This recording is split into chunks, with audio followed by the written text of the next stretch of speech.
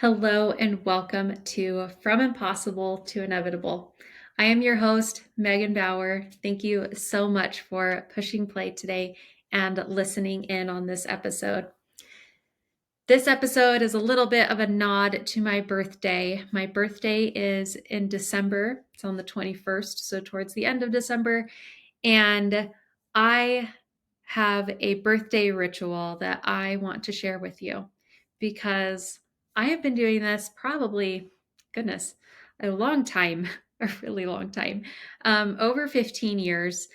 Every year on my birthday, I take some time, usually in the morning, to grab my journal and reflect on my latest year of life.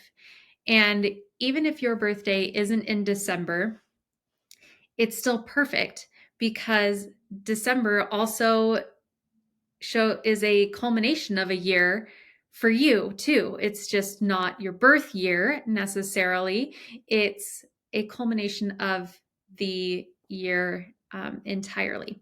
So this is still a great practice for you, whether or not your birthday is in December. I would still recommend it as a birthday ritual, no matter where your birthday is, because I honestly don't think you can have too much reflection. I mean, I guess you could if you're always in reflection mode and not in progress mode. However, most of us don't take enough time to reflect on how we're doing, how we're doing in comparison to how we want to be, not in comparison to anyone else.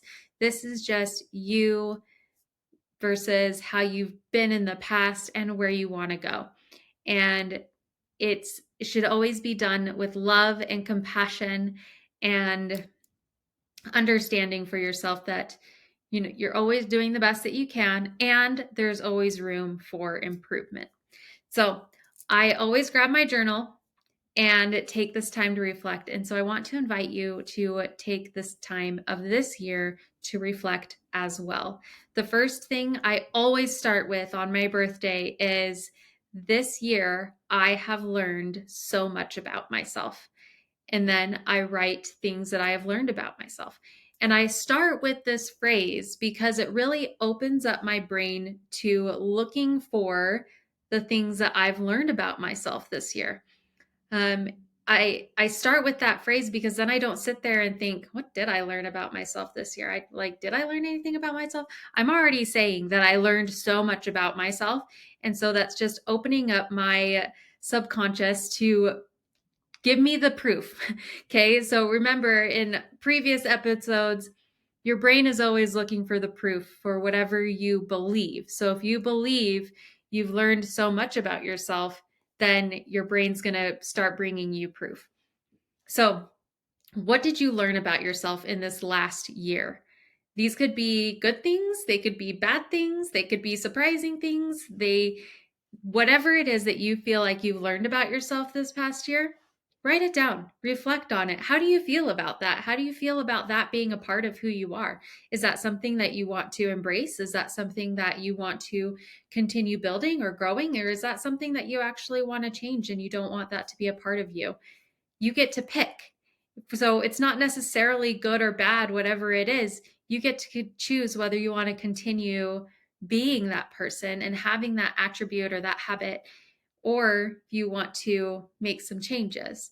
So reflecting of what you've learned this past year about yourself and evaluating where you are as a person and how you react, or not react, well, I guess react too, but how you engage with others and the things that you spend your time on and your work and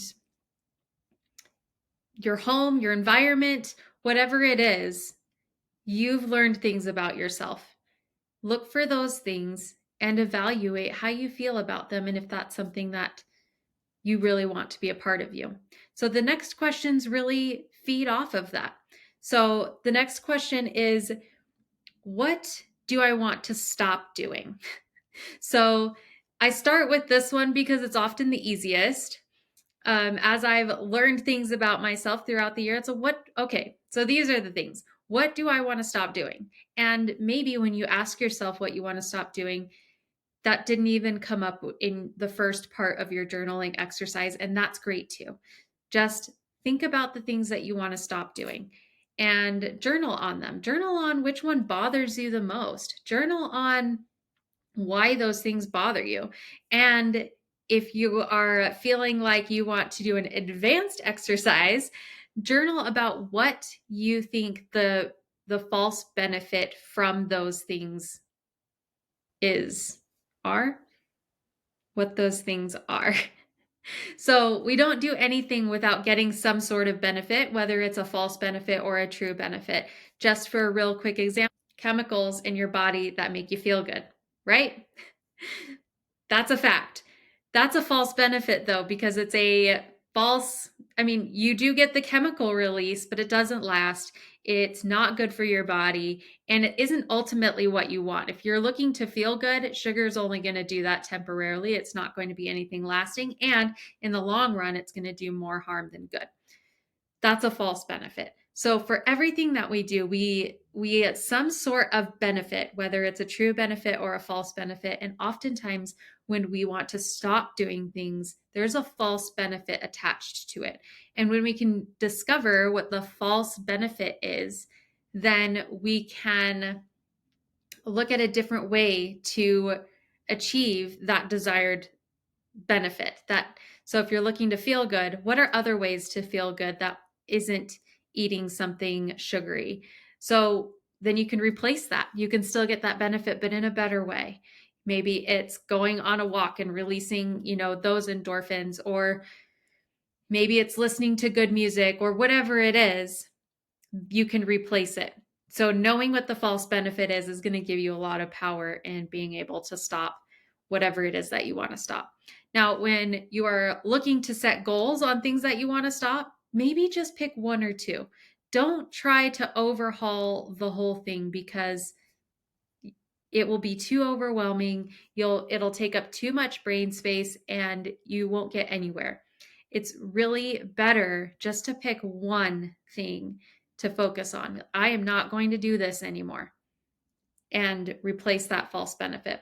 One of the things that I am considering, haven't completely committed yet, one of the things that I am considering for the new year is stop drinking soda.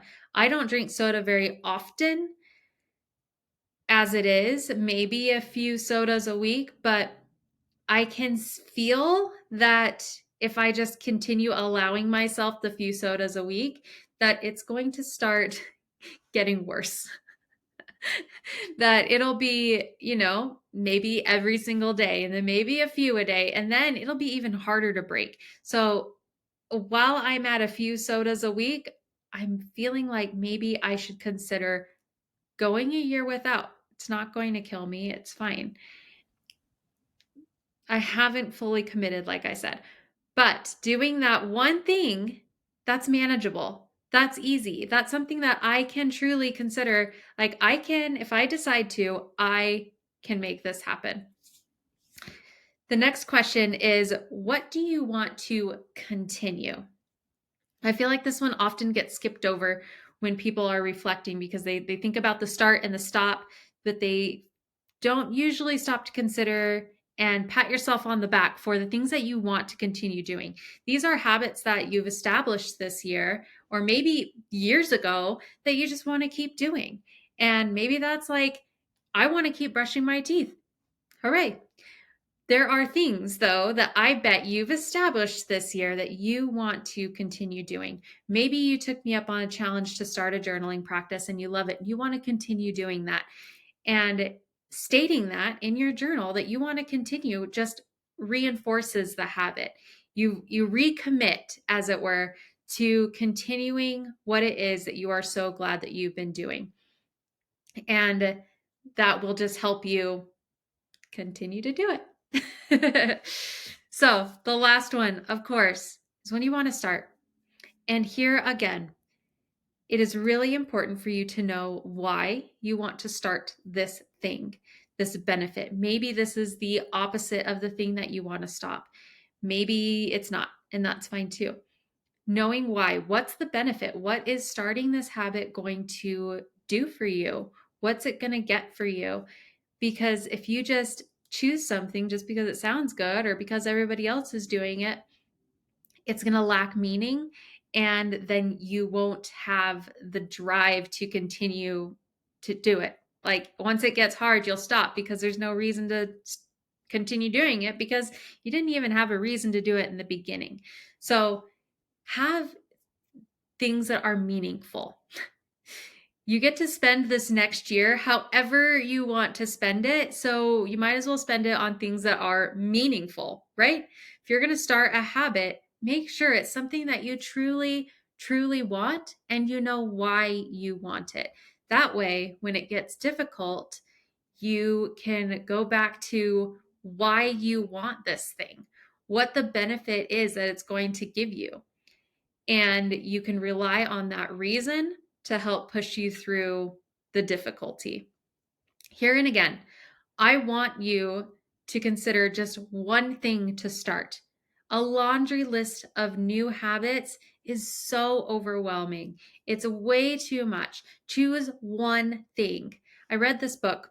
I can't remember what it's called now, but I read this book in which the author kind of passingly stated this, but it really made an impact on me. He said that every year he picks one habit to start, one thing to start, and he focuses on that one thing all year. And that thing is, he is going to ingrain that in. He's going to make that part of his identity in that year because you can. You can totally make something a part of your identity in a year. Isn't that exciting? But then over the course of like 10 years, if he starts one new habit a year and ingrains it into who he is as a person, over the course of 10 years, he has added 10 habits to who he is. And these are no longer things that he has to think about. They're not things that he negotiates. They are just part of who he is. So one habit might seem like too little. It might seem like, yeah, well, I'm not going to change enough in this 1 year if I only tackle one habit. Okay, maybe. But if you attempt to do 5 habits and don't follow through on any of them, you're not going to change very much that way either. So while in a perfect world, it'd be great to set 5 habits and follow through on all 5 of those in a year. Yeah, you can by leaps and bounds make progress. In 2 years, you could make more or just as much progress as the guy who took one habit a year for 10 years. Sure, the math works out. The actual application, though, is so much more difficult.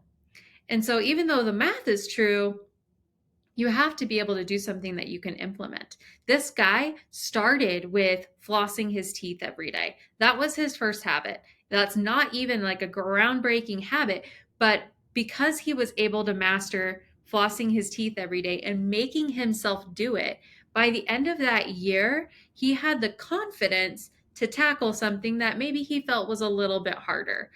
And then he stuck it through with that habit and then did something else and then did something else and then did something else. So pick something that you can really be committed to. Pick one thing that you can be committed to and commit commit today.